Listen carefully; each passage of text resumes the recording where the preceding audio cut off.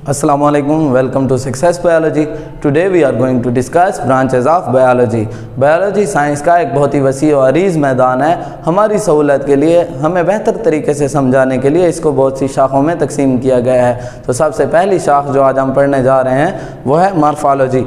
Morphology को हम define कर सकते हैं as a branch of biology which deals with the study of form, shape and structure. Form, shape और structure, किसी भी जानदार की हालत, उसकी शक्ल और उसकी साख्त वगैरह के बारे में हम पढ़ते हैं मॉर्फोलॉजी में। साख्त किसे कहते हैं? कोई भी जानदार या कोई भी चीज़ हमें जिस तरह नज़र आती है आंखों की मदद से या माइक्रोस्कोप की मदद से, वो उसका स्ट्रक्चर होता है। तो कुछ और कैरेक्टरिस्टिक्स जो हम मॉर्फोलॉजी में ही पढ़ते हैं वो है कलर, साइज़ और हाइट वगैरह, वेट भी हो सकता है, ये हम पढ़ते हैं मॉर्फोलॉजी में। फॉर एग्ज़ाम्पल मॉर्फोलॉजी में हम क्या पढ़ सकते हैं या मॉर्फोलॉजी की एग्जांपल हम क्या ले सकते हैं? हमें हाथी नज़र आता है और घोड़ा नज़र आता है। हम हाथी को घोड़ा और घोड़े को हाथी नहीं समझते, इसकी वजह उनके दरमियान मॉर्फोलॉजिकल डिफरेंसेस हैं। मॉर्फोलॉजिकल डिफरेंसेस की बुनियाद पर ही हम मुख्तलिफ जानदारों में फ़र्क कर सकते हैं। आप यहाँ पिक्चर में भी कुछ जानवरों की मॉर्फोलॉजी देख सकते हैं। Next one is anatomy. Anatomy में हम पढ़ते हैं इंटरनल स्ट्रक्चर्स को। किसी भी जानदार के अंदरूनी अज़ा के बारे में पढ़ने को हम एनाटमी कहते हैं। स्टडी ऑफ इंटरनल स्ट्रक्चर्स, किसी भी जानदार के अंदरूनी अज़ा, जिस्म के अंदर जो अज़ा हैं उनके बारे में हम पढ़ने को एनाटमी कहते हैं। फॉर एग्ज़ाम्पल हमारा हार्ट, अगर हम ह्यूमन की बात करें, लंग्स या एनिमल्स की, तो किडनीज़, ये सारा कुछ हम पढ़ते हैं एनाटमी में। लेकिन इनके बारे में हम क्या पढ़ते हैं ये भी बात स्पेसिफिक है। हार्ट का कलर क्या है, स्ट्रक्चर कैसा है, साइज़ कितनी है, मॉर्फोलॉजिकल कैरेक्टरिस्टिक्स को पढ़ते हैं लेकिन अंदरूनी अज़ा के, किसमें? एनाटमी में। इसीलिए हम एनाटमी को इंटरनल मॉर्फोलॉजी भी कह सकते हैं। Next one is histology. Histology को हम डिफ़ाइन कर सकते हैं as the branch of biology which deals with the study of tissues. Tissues के बारे में हम पढ़ने को, चाहे वो प्लांट्स के हों या एनिमल्स के, उनके बारे में हम पढ़ने को क्या कहते हैं? हिस्टोलॉजी। Histology tissues. अब टिश्यूज़ क्या हैं? टिश्यूज़ जब मुख्तलिफ सेल्स मिलकर एक जैसा काम करते हैं उनको हम टिश्यूज़ कहते हैं। फॉर एग्ज़ाम्पल अगर हम स्टमक की बात करें, आप स्टमक की हिस्टोलॉजी को यहाँ पिक्चर में भी देख सकते हैं। स्टमक दो किस्म के टिश्यू से बना हुआ है, एक मस्कुलर टिश्यू और एक ग्लैंडुलर टिश्यू।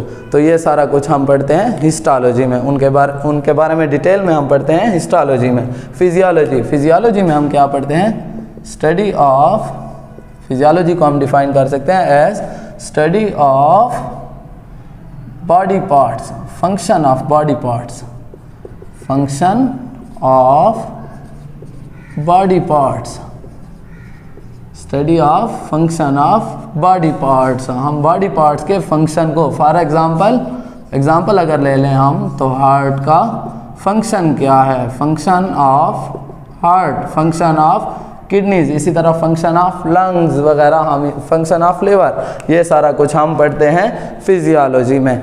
याद रखिए एनाटमी में हम पढ़ते हैं सिर्फ उनकी साइज़, कलर, शेप वगैरह, स्ट्रक्चर वगैरह, उनका फंक्शन हम डिस्कस करते हैं फिजियोलॉजी में। Next one is embryology. Embryology को हम डिफ़ाइन कर सकते हैं as study of embryo. Embryo क्या होता है? एम्ब्रियो हम किसी ऐसे जानदार को कहते हैं जो अभी तक अंडे में है, अंडे से बाहर नहीं आया या माँ के पेट में है, अभी तक उसकी पैदाइश नहीं हुई, उसको हम कहते हैं एम्ब्रियो। एम्ब्रियो बनता कैसे है ये भी हम पढ़ते हैं एम्ब्रियोलॉजी में। इट्स फॉर्मेशन, एम्ब्रियो की फॉर्मेशन कैसे होती है, एंड इट्स, और क्या पढ़ते हैं हम? इसकी development into a new organism, कि उससे एक पूरा जानदार कैसे बन जाता है, ये सारा कुछ हम पढ़ते हैं एम्ब्रियोलॉजी में। फॉर एग्जांपल आप यहाँ पिक्चर में भी देख सकते हैं कि अंडे से चूज़ा निकलने के लिए तकरीबन 21 दिन दरकार होते हैं। उन 21 दिनों में वो चूज़ा, वो एम्ब्रियो, चूज़े का एम्ब्रियो किन स्टेजेस से गुजरता है, वो सारे स्टेजेस आप देख सकते हैं इस पिक्चर में। Next one is taxonomy. Taxonomy में हम पढ़ते हैं स्टडी ऑफ, टेक्सोनोमी को हम डिफाइन कर सकते हैं study of classification and scientific naming. Classification के बारे में पढ़ने को और साइंटिफिक नाम देने को हम टेक्सोनोमी कहते हैं। क्लासिफिकेशन किसे कहते हैं? क्लासिफिकेशन हम कहते हैं ग्रुप बंदी, ग्रुप बनाना, दर्जे बनाना। दर्जे क्यों बनाए जाते हैं? हमारी आसानी के लिए। क्लासिफिकेशन यानी हमारी आसानी के लिए की जाती है। इसकी एक सादा सी मिसाल ले लेते हैं हम कि फॉर एग्जांपल आपने इस डैश को फिल करना है, लेकिन इसमें कोई क्लासिफिकेशन या टेक्सोनोमी नहीं लिखनी, क्लासिफिकेशन नहीं लिखनी, आपने लिखने होंगे उन चीज़ों के नाम। अब मैं बताता हूँ कि प्लांट्स और एनिमल्स ये भी एक क्लासिफिकेशन है। प्लांट्स और एनिमल, जानदारों को दो ग्रुप्स में तकसीम किया गया है जो कि हैं प्लांट्स और एनिमल्स। फॉर एग्जांपल अब हम ये फिल इन द ब्लैंक्स को फिल करने की कोशिश भी नहीं करेंगे, बल्कि आपने कोशिश करनी है। Have green leaves, dash have green leaves, dash के पत्ते सब्ज होते हैं, डैश के पत्ते सब्ज होते हैं। अब यहाँ पे आपने प्लांट्स चूँकि लिखना नहीं है, प्लांट्स तो क्लासिफिकेशन है, अब आपको यहाँ पर लिखने पड़ेंगे दुनिया के सारे पौधों के नाम। इसके लिए आपको जगह भी बहुत सारी चाहिए होगी और इन्फॉर्मेशन भी बहुत सारी चाहिए होगी, तो हम अपनी आसानी के लिए क्लासिफिकेशन करते हैं। अब फॉर एग्जांपल हम यहाँ पे लिख देते हैं प्लांट्स, तो ये fill in the blanks fill हो गया प्रॉपर तरीके से। दूसरी बात, हम साइंटिफिक नेमिंग। साइंटिफिक नेमिंग हम क्यों पढ़ते हैं? साइंटिफिक नेमिंग हम इसलिए पढ़ते हैं कि दुनिया में मुख्तलिफ़ जगह पर मुख्तलिफ़ ज़बानों में एक ही जानदार को मुख्तलिफ़ नामों से पुकारा जाता है। तो साइंटिफिक नेमिंग का फ़ायदा ये है कि इसमें इस तरीके से दुनिया में जितने भी जानदार हैं उनका एक मखसूस नाम हो जाता है, इसीलिए हम साइंटिफिक नेमिंग पढ़ते हैं। Next one is cell biology. Cell biology को हम साइटोलॉजी भी कहते हैं। साइटोलॉजी, इसमें हम क्या पढ़ते हैं? स्टडी ऑफ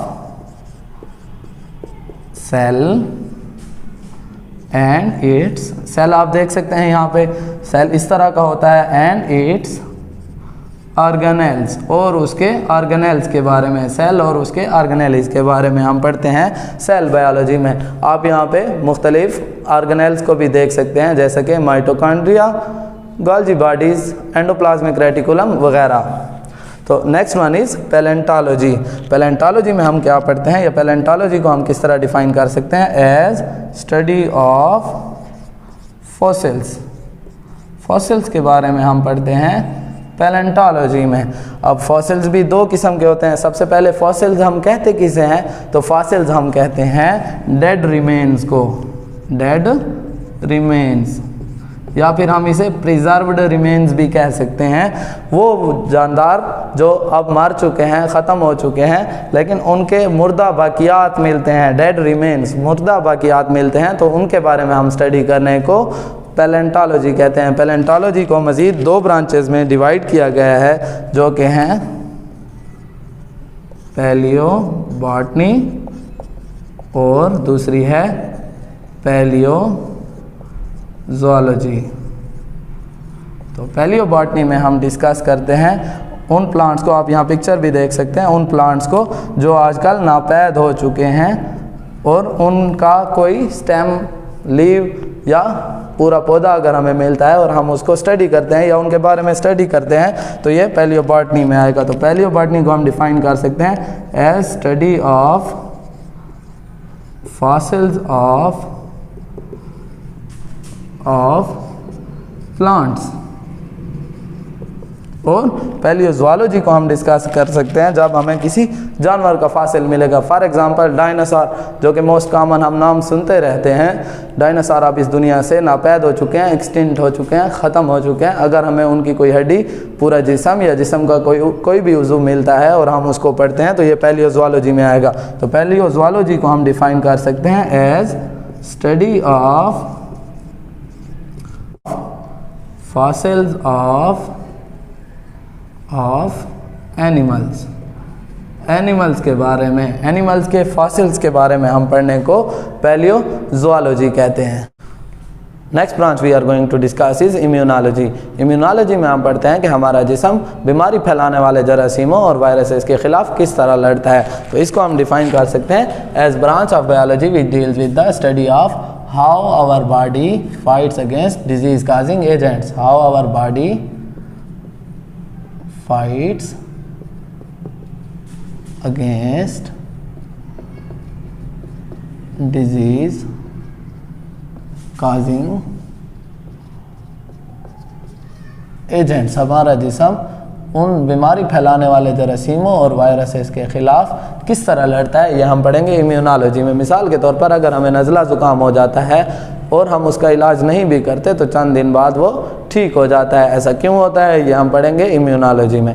एक और सादा सी मिसाल जो हम ले सकते हैं इम्यूनोलॉजी का समझने के लिए कि हम इम्यूनोलॉजी में क्या पढ़ते हैं, वो ये कि कुछ बीमारियां ऐसी होती हैं जो ज़िंदगी में हमें सिर्फ एक बार होती हैं, दूसरी मरतबा वो बीमारी नहीं होती। तो उसकी क्या वजह है, ये भी हम पढ़ेंगे इम्यूनोलॉजी में। Next branch is entomology. Entomology को हम डिफाइन कर सकते हैं एज स्टडी ऑफ इंसेक्ट्स।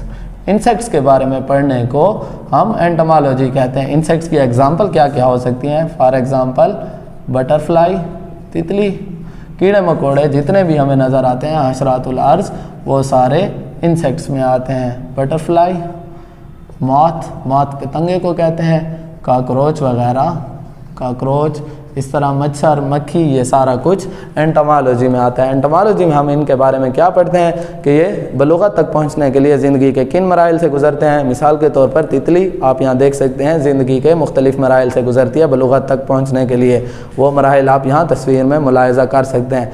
इस तरह मच्छर भी आप देख सकते हैं और बाकी कीड़े मकोड़े ज़िंदगी में क्या करते हैं, ज़िंदगी किस तरह गुजारते हैं, खाते क्या हैं, पीते क्या हैं, बच्चे वगैरह किस तरह उनके पैदा होते हैं, ये सारा कुछ हम पढ़ेंगे एंटोमोलॉजी में। Next branch is genetics. Genetics को हम डिफाइन कर सकते हैं as the branch of biology which deals with study of transmission. यहाँ भी स्टडी ऑफ हम लिख सकते हैं, स्टडी ऑफ ट्रांसमिशन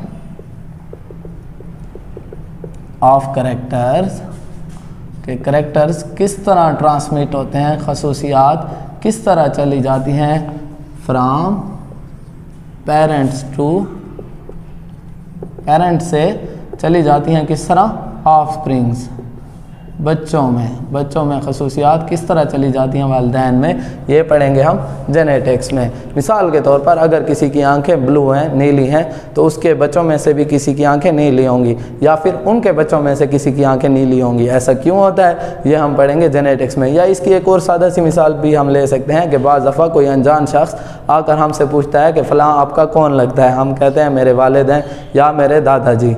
तो इसकी वजह यह है कि कुछ खसूसियात हमारे अंदर उनके जैसी आई हैं जिसकी वजह से उस शख्स ने हमें थोड़ा बहुत पहचान लिया।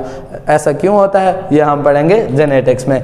Next branch is biotechnology. Biotechnology को हम डिफाइन कर सकते हैं as a branch of biology which deals with study of, study करते हैं हम इसमें किसको, यूज़ ऑफ ऑर्गेनिज़म्स, जानदारों को इस्तेमाल करने को, किस लिए, organisms for benefit of Mankind, इंसानियत की भलाई के लिए जानदारों के इस्तेमाल को हम बायोटेक्नोलॉजी कहते हैं। मिसाल के तौर पर इंसुलिन बायोटेक्नोलॉजी की बदौलत बनाई गई है। शुगर के, ज़ियाबीत्स के बहुत से मरीज़ इसको इस्तेमाल करते हैं। इसी तरह बाज़ ऐसी फसलें भी पैदा कर ली गई हैं बायोटेक्नोलॉजी की बदौलत जिनको कीड़ा बहुत कम लगता है और वो फसल बहुत ज़्यादा देती हैं।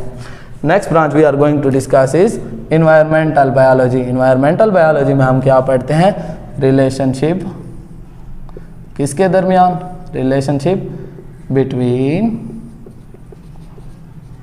ऑर्गेनिज्म एंड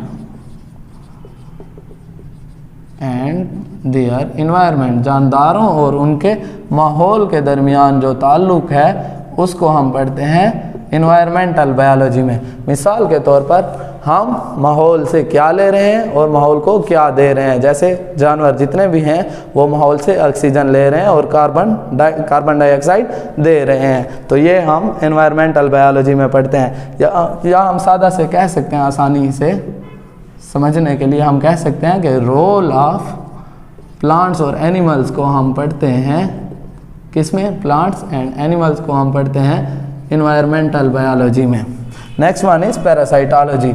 इसमें हम पढ़ते हैं स्टडी ऑफ पैरासाइट्स, पैरासाइट्स के बारे में और पैरासिटिक डिजीजेस के बारे में। पैरासाइट्स एंड पैरासिटिक डिजीजेस, जो बीमारियां हमें पैरासाइट्स की वजह से हो सकती हैं उनके बारे में।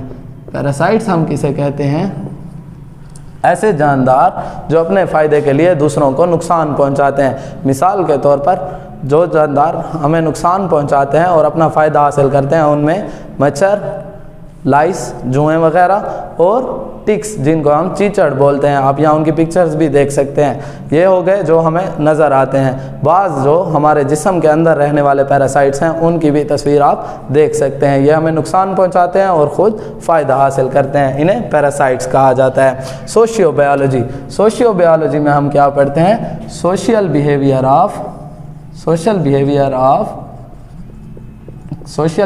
पढ़ते हैं हम, जानदारों का सोशल बिहेवियर पढ़ते हैं।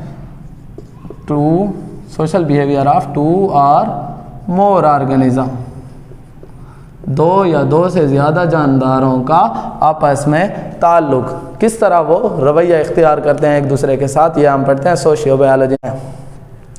सोशल बिहेवियर को पढ़ते हैं हम 2 या 2 से ज़्यादा जानदारों में। मिसाल के तौर पर इसमें हम पढ़ते हैं कि कोई जानदार किस तरह कामों की तकसीम करते हैं, काम की तकसीम किस तरह करते हैं, ये हम पढ़ते हैं सोशियो बायोलॉजी में। मिसाल के तौर पर शहद की मक्खियों में काम तकसीम किया गया है। क्वीन, ड्रोन और वर्कर बीज जो हैं ये अपना अलग अलग काम करती हैं। सोशियो बायोलॉजी में हम कुछ और जो हम पढ़ सकते हैं कि हमारे दरमियान लड़ाई क्यों होती है, या हम दूसरों के लिए हमारे जो जज्बात हैं उनके बारे में भी हम पढ़ते हैं, जिसको हम सेल्फलेसनेस कहते हैं, ये भी हम पढ़ते हैं सोशियो बायोलॉजी में। Pharmacology deals with the study of drugs. Pharmacology को हम डिफाइन कर सकते हैं as a branch of biology which deals with the study of drugs. अद्वियात के बारे में पढ़ना और उनके अमल वगैरह के बारे में पढ़ना। एंड देयर एक्शन, उनका एक्शन, क्या एक्शन करती हैं हमारे अंदर जाके, काम कैसे करती हैं। इसके बाद इसमें हम जो मज़ीद चीज़ें पढ़ते हैं वो ये हैं कि दवाएं बनाई किस तरह जाती हैं, ये हमारे जिस्म में जाके तहलील किस तरह होती हैं और ये वहाँ पे अमल किस तरह करती हैं। इसी तरह इनके साइड इफ़ेक्ट्स क्या होते हैं, ये सारा कुछ पढ़ेंगे हम फार्माकोलॉजी में। इंशाल्लाह अगले लेक्चर में मुलाकात होगी। अपना ख्याल रखिएगा। अल्लाह हाफ़िज़।